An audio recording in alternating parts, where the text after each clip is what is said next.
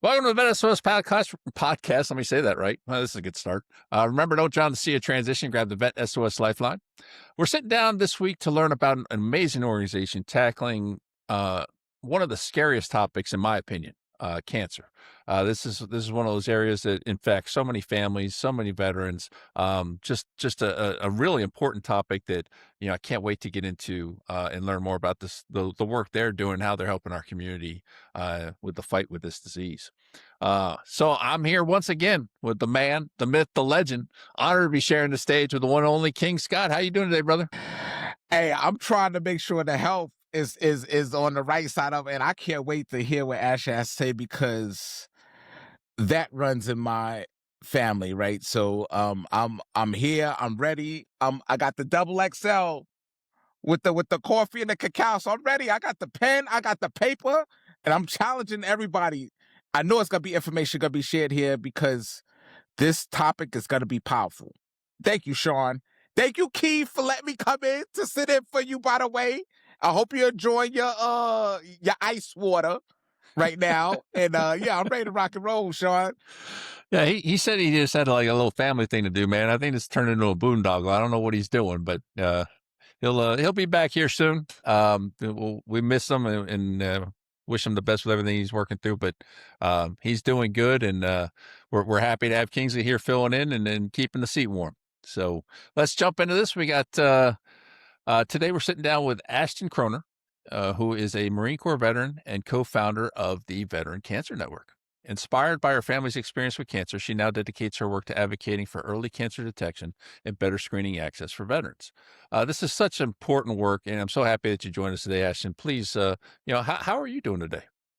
I'm doing great. I'm excited. The weather's finally warming up here in Florida, so we can go out and enjoy that wonderful pool that we have, and we've had it completely closed off for this horrible winter that we've had here. But now I'm doing great. Thank you for having me.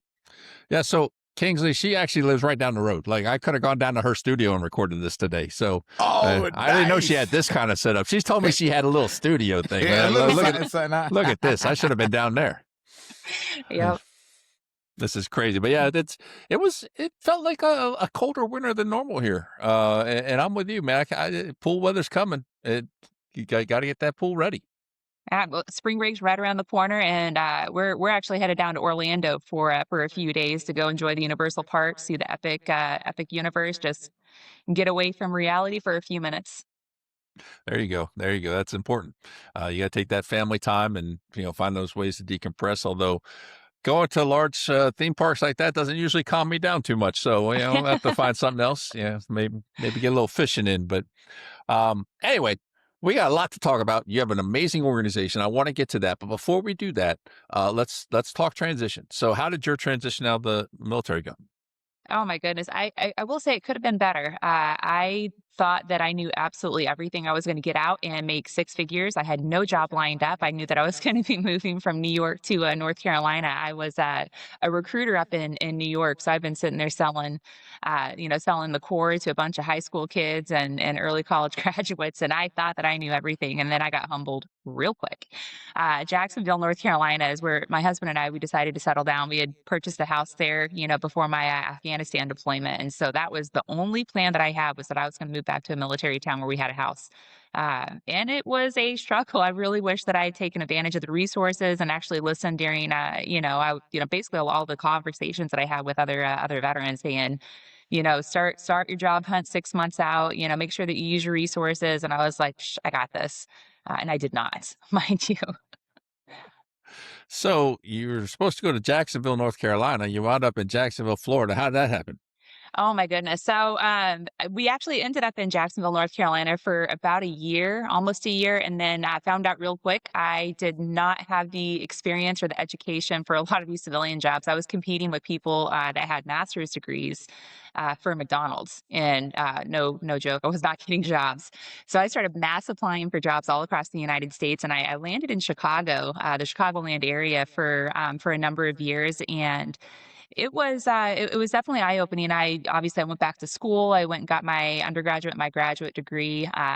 And it was nice. I will say that it was nice, but not somewhere where we felt that, it was home for us. So my husband and I decided to move to Jacksonville, Florida, or the area around there. After his cancer diagnosis, we kind of realigned our lives and our priorities, and decided that Florida was where we wanted to be as a family. We spent enough money here, giving to the Florida population and everything, that we decided to become Florida transplants. Very nice, very nice. I I've only been to Jacksonville, North Carolina once, and I will never forget getting off the interstate and realizing I still had like 2.5, 3 hours to go, and I'm like, "This is who lives this far from an interstate? This is We do. crazy, absolutely crazy."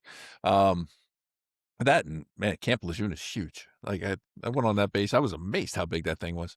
Um, okay, Loved anyway, every minute of it. we can definitely get sidetracked down that road there. So Kingsley, you don't live in any of the Jacksonvilles. You're out there in San Antonio, brother. What do you think about all this so far? No, it's good. So it's like, okay, yeah, she went from Jacksonville, North Carolina, did a little stint up in Chicago, and then went down to Jacksonville, Florida. So, went back to the East Coast, got that nice weather down there, and now definitely about the network that you have started. Because I shared with you, my mom, she's a two-time cancer survivor, and I'm always on that verge of, man, do I really want to go get checked out? So I started doing research, right? I was like, well, I need to start alkalining my body, right? So that's why you see I tell Shauna, like, hey, I'm having my limes, or I'm making sure my body stay in that alkaline state, because I know that um that lives in an acidic body. So I'm just trying everything in my powers to stay, because if I'm hereditary to that, I want to make sure that I'm doing my part. So I just want to say thank you for building out this network. I can't wait to hear more about it, because I know a lot of people, they, like, for me, I'm running from that environment, right? But I need to understand the environment so I could be better prepared. And as a veteran, we get so much information overload. It's just, I don't know where to go. If I don't know where to go and look, and now I come across you with your network, this is going to be a great place to just have that conversation, just to share another resource that's out there that people don't know existed. Yeah, absolutely. And that was one of the reasons that we created this. We wanted to be the resource that we wish that we had when my husband was going through cancer. It was daunting, especially whenever you talk about the VA benefit side of the house. We didn't know where to go, we didn't know what to do. And he had been misdiagnosed, through the VA. Unfortunately, through his, I mean, he kept on going back to the VA, and they kept on telling him it was everything from IBS to it's in your head to it's a muscle strain. And instead, it ended up being stage 3A testicular cancer. And through that entire process, we were like, why in the world was this missed? I mean, he had a grapefruit sized tumor, pushing up against his kidney. And it was something that, the doctors had completely missed. And so we wanted to be able to change that. So when he was going through his chemotherapy, we kept on going back to the fact of, one, how did this happen? This is, some people call it medical malpractice. I don't think it was that necessarily. Um, but I do think that there was opportunities for learning, with his care team. But through that entire process, we realized that there was some, issues within the VA. Obviously, there's issues whenever it comes to the resources, because I think there's only one other true veteran organization that's really battling the whole cancer front within the veteran population, and that's Hunter Seven Foundation. And they were difficult for us. They were difficult to be able to get a hold of. They do some phenomenal work. I'm not going to ever talk negative about them, because they are absolutely amazing. But that's just one organization, and there needs to be more for the veteran population that's out there. Uh, I agree with that. And, I we obviously try to shy away from talking bad about, anybody specifically. It's that I don't want to get into that type of world, right? But there, in general, I think we've seen healthcare, like the care part of that, diminish over the years. And now that I'm retired and I don't have to go to the military doctor or whatever, and I get to choose a lot of my doctors, I hold them to standard. Like, Mhm. I've walked out of appointments. I've walked out. If you keep me in the waiting room for longer than 10 minutes, you're rescheduling. I don't care. Because one, they overbook. Two, a lot of them just don't care anymore. It's just a number. And that's scary. So I always look for those doctors who care. And I'm very blessed to have several good doctors that, I've worked with different ailments or whatever that, truly care about what they do. And it's just absolutely amazing when you can find that kind of service still. So I think you do speak to a bigger issue within the community in general, because something like that, you said grapefruit size tumor. Hmm. That Correct. that's a softball. I mean, that's not a small tumor, and the fact that it went undiagnosed that long, is just scary, that nobody took the time to figure it out. So, I applaud you guys, though, for sticking after it, though, and, glad to hear that, your husband's still there with you, and, obviously it's led to something that I think is beautiful. So let's talk about your organization, the Veteran Cancer Network. Um, I I think we all understand how it started or why it started. But give us a little bit more about this. You guys walking through starting this, deciding to start this, and the types of things that you're trying to do. Yeah, absolutely. So we originally, actually, we were working under a different nonprofit called the VET Resource Center. Our initial idea was we just wanted to promote change, and the big thing is allowing the technologies that are being built right now in the world, and implementing that within the VA healthcare system, because that's going to help doctors, nurses on the quality of care. I mean, for a 20-minute appointment that you go in for, you really only have enough time to bring up two solid issues for them to be able to diagnose and treat. And for, a lot of people, that time is going to be limited because, of the patients before them, double booking, like you had mentioned. And so our idea was to work with this other nonprofit. And unfortunately, we got a little bit too big for, with our idea, what they were wanting to do. And so they encouraged us to branch off and start our own nonprofit. So the Vet Resource Center, they're out in Marion County, Florida. If it wasn't for them and the work that they're doing, we wouldn't be here. So, just shout out to them. But their goal was to have multi-cancer early detection blood screenings, for veterans in Marion County. And it's a blood test. It's just 50 different, cancers that they screen for in a simple blood draw. And I was like, how wonderful would that be to be implemented into the VA? Just throwing out some statistics right now, for the average person that has never seen combat or been deployed or had exposures, you're looking at, one in three women and 1 in 2 males that are going to have cancer in their lifetime. That's quite remarkable. Actually, sorry, it's 1 in 3 and 1 in 4. 1 in 4 women and 1 in 3 males are going to have cancer. Within the veteran population, that's going to increase to about 30%, depending on what you're looking at. And so that's a pretty significant number. And I'm like, how great would it be for this tool, to be utilized within the VA healthcare system? So that's the work that that resource center is doing. And what we're wanting to do is put that as a part of your standard care within the VA healthcare system. Now, only about 40% of veterans are utilizing the VA healthcare system at any given point, whether it's for benefits or their actual healthcare needs, going into the hospitals or the clinics. And we realize that that is still not enough, because again, there's a lot of veterans like yourself, Sean and Kingsley. I don't know about you, but we use, civilian healthcare providers because we have that choice to be able to go, but they're still at risk and they're still not being identified within the healthcare system. So, on top of using the MSED, which I think is a wonderful tool, I think that we should be asking the question in civilian hospitals: have you ever served in the military? Not just for the cancer aspect, but you can identify a lot of other healthcare needs within that. Not to mention the benefits and the resources that these individuals are needing. But then we actually have a wonderful tool called AI now, and there's a lot of wonderful hospitals that are starting to utilize that. The VA has a couple of trials that they're doing, but we want that implemented in there as well because that's going to help again nurses and doctors, with the diagnosing that's happening. So right now, our main focus is on education and awareness. We're actually in the works of getting a bill, presented on the floor, looking for more supporters on that, to basically combat those issues. Utilizing the MSED test within the VA healthcare system, asking, "Have you ever served in any healthcare, facility?" And then utilizing AI to help diagnose and treat, those that are coming in for treatment. And we're doing that this summer, actually. It's really exciting. We're going to be bicycling from Green Cove Springs, Florida, all the way up to Washington, D.C. to help get our message to as many people as possible. You said, wait, wait, I wait, know. I know. wait, wait, wait. I'll You be the said trail cycling vehicle. like manual cycling, like Like bike ride. bicycling. Yep.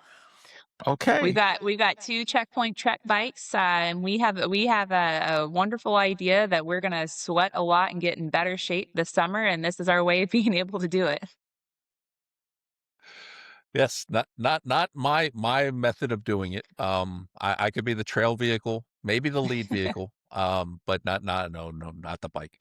But no, I applaud the effort. I mean that it to me that's a statement, right? And you know I've seen different things, you know, running across America, you know, different flag marches, things like that. I love seeing those things, and it's just it's a powerful way to bring attention to things, and I applaud you for doing that. And, um, I don't know, Kingsley. I use both. So I use the VA and I use private for different needs, different reasons. I don't know about your healthcare things. How you do things, Kingsley? Uh, so I'm in San Antonio, so usually I use the VA for my majority of stuff, but it's just like hard to get an appointment, right? It's like 3 months out or 6 months out. Like, man, I don't know if I'm gonna be, I don't know if this element gonna be around for six. It's just like, how do I bring it closer? Because it's, definitely as a veteran, I could just talk for myself. Is once I get told, well, you have to wait, I either forget about it or I just like, it'll go away on its own. Or you know what I'm saying? So now you have something that you could get caught early. Now it's 6 months later, and a year. Like I had for instance, my bicep tour, and they say, hey, you could cover the couple. So by the time I went there, they say, well, you're outside the window, so you have to go to physical therapy because by the time we do the surgery, it's gonna be you're actually gonna be the same thing, like probably even worse. So it was that frustration that I dealt with, like man, now I have to deal with this part. So I could just imagine about, you're trying to get that early diagnosis and you're being told you have to wait 5, 6 months out. And, somebody definitely will have a great resource with the Veteran Cancer Network to say, hey, try this. Let's look at this blood work first. Let's look for these 50 things just so we could get ahead of it. Because if they have, is that how it is? Actually, like if it shows in your blood work that you have the trait or something like that, at least they have it's like an early warning device. Like, hey, you have this Yeah. symptom, or now let's try to get ahead of it, or try to do some type of treatment to. Yeah, so what it is, what they do, it's another screening tool. Right now, the screening protocols for cancer starts at 45, and that's colon cancer. Then you have prostate, and then breast cancer. Those are the only 3 diagnostic tools out there for cancer right now. Only ones for screening. This blood test, it just is a simple blood test, and it actually looks at the cancer cells that shed off into your blood. They're able to identify that, and if you're positive on it, then they'll sit there and send you out for additional screening, usually like through a CAT or a PET scan, MRI, something along those lines to basically qualify, is this cancer or not. A lot of the MSA tests that are out there, they do have protocols out there. So if you test positive, they're going to, obviously make sure that you're good by setting you up with resources. If you test negative, they're going to send it out again, usually just to make sure that it's not a false positive. If it's positive again, then there's a very high probability that you got something going on. How often should you do this test? I think you should do it yearly, and that's Okay. what we're, advocating for is a yearly screening, especially for veterans. We've been exposed to all sorts of, wonderful things out there, starting as early as the gas chamber, going all the way through, burn pits and who knows what else. But there's a lot kind of going on in our in our systems, and so you might as well just go ahead and just get that simple blood test when you're going in for your annuals. Thanks so much for that, Ashton. I just got the taste in my mouth, You're welcome. that I'm here for you. oh my goodness. Yeah, that's something you don't forget. That's people say you can't smell a picture. Oh, Oh yeah. yes, you can. Man, okay. I'm telling you, I used to love going there when I had like a head cold, so just sit there Oh, and drain everything. oh yeah, clean you right out. Yeah. Kingsley was Air Force. You had to know what we're talking about, right? And I was on the ground, security forces, so MP. So yeah, I was out there. Yeah, the old poo pond and yeah, all that good stuff, and then you stand in the line, get all the type of shots before you go down range. You don't even know what you're getting.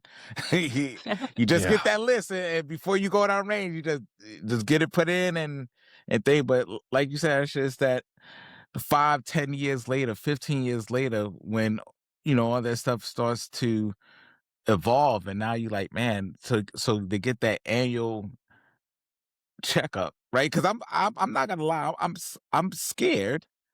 I'm terrified. It's like, man, do I even want to go to? You know what I'm saying? It's like, do I even want to go? And I need to tell myself yes, because the earlier you get it done, especially if you have family members that already already have or had it before or recovering from it, your percentage goes up. I didn't even. You said 1 in 3 and 1 in 4. Correct. And Wow. I get that a lot, with people sitting there telling me, "Well, I don't want to know." Well, my husband, he was stage 3A testicular cancer. It only goes to 3C, so he was, very, very late stage when it came to his diagnosis. And you know what? He's here. He was 34 years old when he was diagnosed. He went in there for his orchiotomy, and then, a couple weeks later, he started his chemo. And this was in November that we got the diagnosis. By February, he was ringing the bell. Nice. People get that word cancer and they automatically think death sentence, but science has come such a long way that it's not, especially if you're able to get it at stage 1 and stage 2. Heck, there's some cancers out there that you don't even have to go through either chemo or radiation. You just need a surgery to be able to remove that cancer and then just be under surveillance for the next 5, 10 years. So don't be scared about it. Just heck, if something were to ever happen, just know that you have a support system. There are people in place to be able to help walk you through it. But cancer is not that death sentence that we all think it is. Hollywood does a fantastic job of sensationalizing these things, and we want to normalize that conversation. That man, that's such a good point. That is such a good point. Yeah, I'm with you, Kingsley. Like I got cancer in my family and stuff like that. I'm like, yeah, do I really want to know? I mean, but it's the grown up thing to do, right? I mean, because I'm sure my wife would like me to stick around for another 25 years, and, my kids probably want a father for a few more years and that kind of thing. So, as an adult, I should be making sure that I'm getting those checks done and also setting the example for my boys, because prostate cancer is one of those things that ran in my family a couple of generations back. So, as men, they need to be prepared for that. And, so, part of it's setting the example, doing the right thing for the family, not just, getting over that fear, and doing it that way. Um, so love what you're trying to do here. This is just fantastic stuff. So run us through like what's the immediate future look like? What kind of things are you trying to do beyond this getting this bill on the floor in this bike ride to DC? What else are you working on here?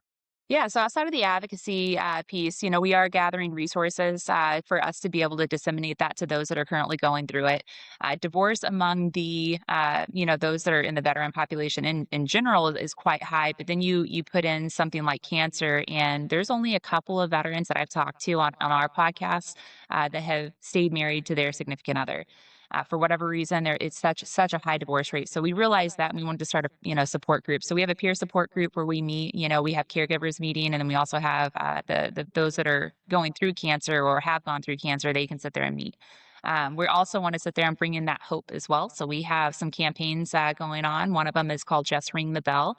We have these little bells that we want people to be able to ring throughout the day, because unfortunately the reality is not everybody gets to ring the bell, or maybe their treatment goes beyond that chemotherapy or that radiation. And so we want to find those moments during the day that you can ring that bell, find that joy. Hey, I got up and I'm breathing today. I'm able to sit there and see the family, or hey, I wasn't as nauseous and I was able to eat a meal. Let's go ahead and ring that bell. So we do things like that. We want to have that positive message out there that cancer isn't as scary as everybody seems it is. Yes, it sucks, but it's not the end all, be all. So, but that's on the initial things. We have an event coming up March 21st here in Fleming Island at the Restore. We're kind of getting a big business, all these businesses together, for the veterans to kind of show what resources are out there, kind of do a little bit of a workout, and have some giveaways. So we have a lot of things kind of up on the plan, but the big thing that we want everybody to be around is hope. Hope is so important when it comes to this kind of diagnosis. Yeah, that's beautiful. That is absolutely beautiful.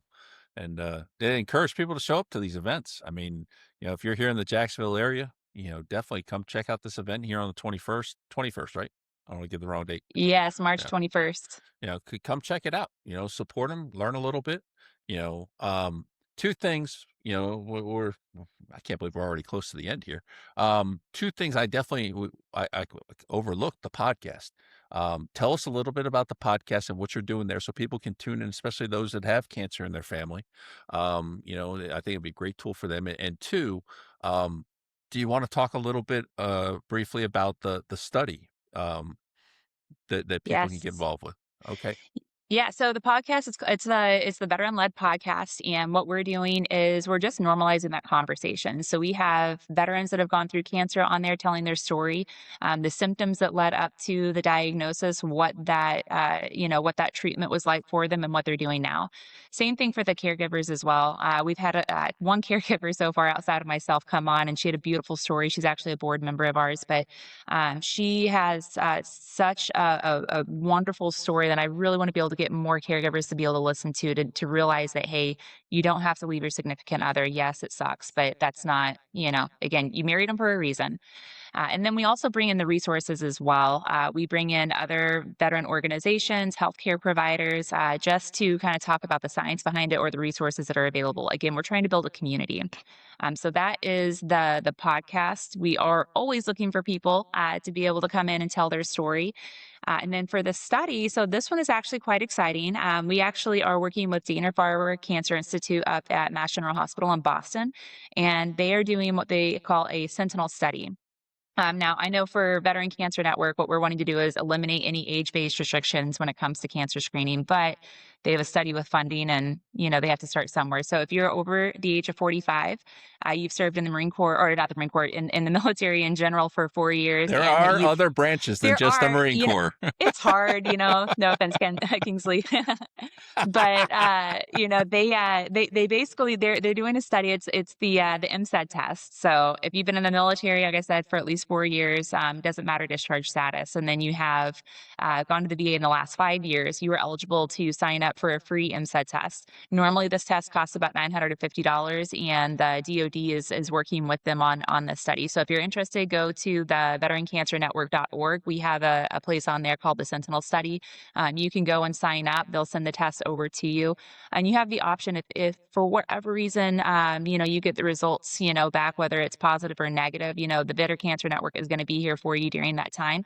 But if you are positive on that, the Dana-Farber Cancer Institute is going to provide you, resources. Either you can go back to the VA and get your care through them, or they'll fly you in to Dana-Farber, and you'll be able to do your cancer treatment with them. In fact, one of my good friends, she's actually getting her cancer treatment out there after, getting a positive on the Sentinel study. So just know that this is a fantastic resource. I hope this is going to be the new norm going forward, not just for veterans. I think this test should be offered for everybody in America. Regardless of whatever age you are, people are getting cancer younger and younger. And the veteran population, we're definitely seeing that. Like I said, my husband was 34. And that is not even when cancer screenings are even eligible for our age. And like you told me, if you do go to that link and everything, make sure you mention the Veteran Cancer Veteran Cancer Network Network. as the organization that told you about it. I did it. You sent me the link. I went ahead and signed up for took the survey and everything, waiting to hear if how the rest of that works. But it's one of those things. I think we need to do it. Kings, we're at time again, brother.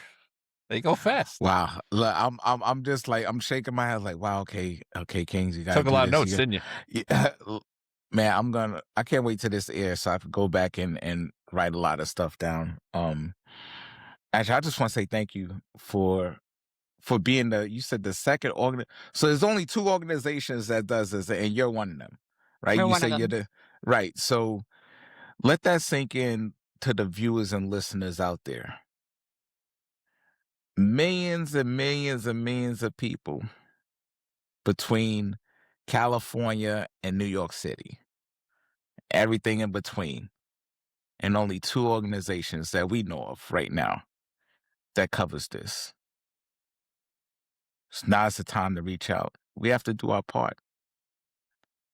One thing that we talk about here on the VET S.O.S network is don't have to drown in the sea of transition.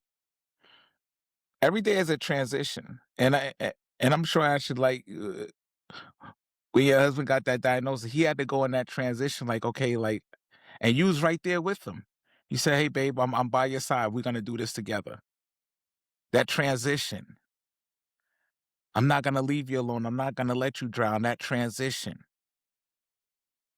Your podcast is that transition to look out for, to bring other veterans on to talk about their journey and how they got through it, to help others that's gonna come and listen to that transition.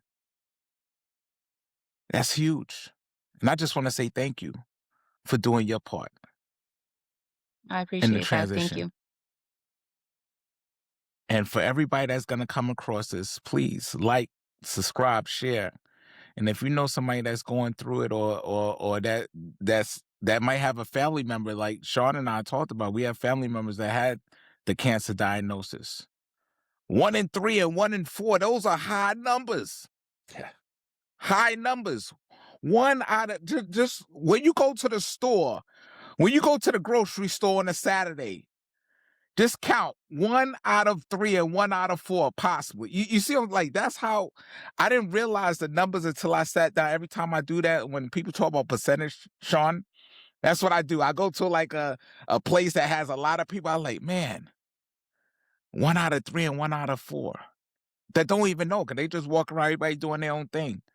Yep. I have no ailments, but you don't know what's inside of you brewing. You don't know what's taking shape. And that's why that blood work is so important. Just to get you that knowledge, part of that transition.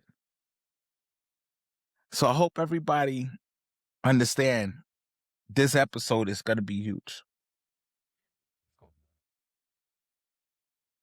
And if you see somebody that's going through it and that's losing that energy to keep moving forward, push them over here. Push them out to Ashton and the Veteran Cancer Network.